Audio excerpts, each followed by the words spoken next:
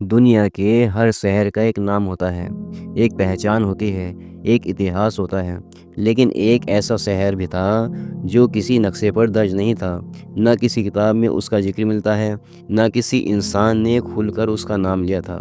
कहा जाता है उस शहर तक वही पहुंचता है जो अंदर से पूरी तरह टूट जाता है। जब इंसान को लगता है कि उसका समय उससे छीन गया है, जब उसे एहसास होता है कि उसने अपनी ज़िंदगी के सबसे कीमती पल खो दिए हैं, तब आधी रात के बाद उसके सामने एक अजीब सी गली खुलती है। वो गली धुंध से भरी होती है, हवा में अजीब सी खामोशी होती है और दूर एक पीली सी टिमटिमाती रोशनी दिखाई देती है। उस रोशनी के बीच एक पुरानी सी दुकान होती है।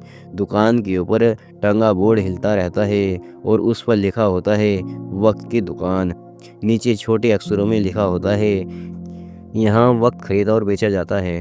एक रात 24 साल का एक लड़का उस गली में खड़ा था। उसका नाम था अयान। अयान की आंखों के नीचे गहरे काले घेरे थे। 3 रातों से वो सोया नहीं था। अस्पताल के आईसीयू में उसकी माँ जिंदगी और मौत के बीच झूल रही थी।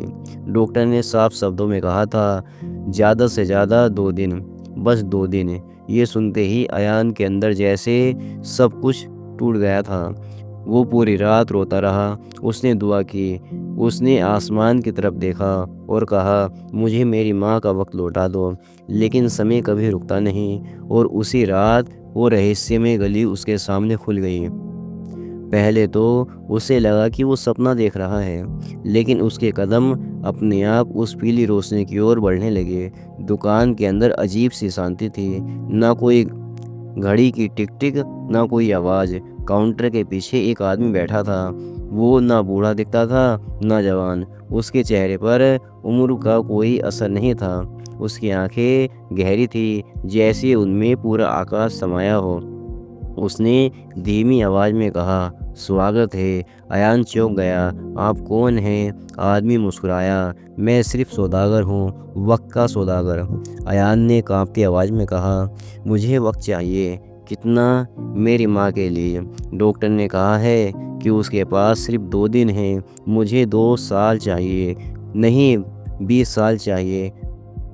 दुकानदार ने मेज के नीचे से एक मोटी किताब निकाली। किताब अपने आप खुल गई। उसके पन्ने हवा के बिना ही पलटने लगे। हर पन्ने पर किसी न किसी इंसान का नाम लिखा था और उसके सामने एक तारीख।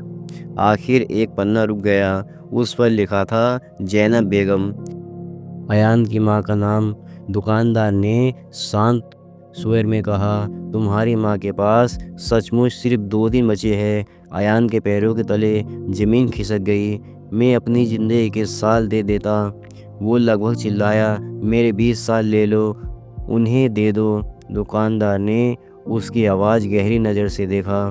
तुम अपनी माँ के साथ रोज़ कितना वक्त बिताते थे? अयान चुप हो गया। उसे याद आ गया, ऑफिस का काम, मोबाइल का टाइम पास, दोस्त, सोशल मीडिया।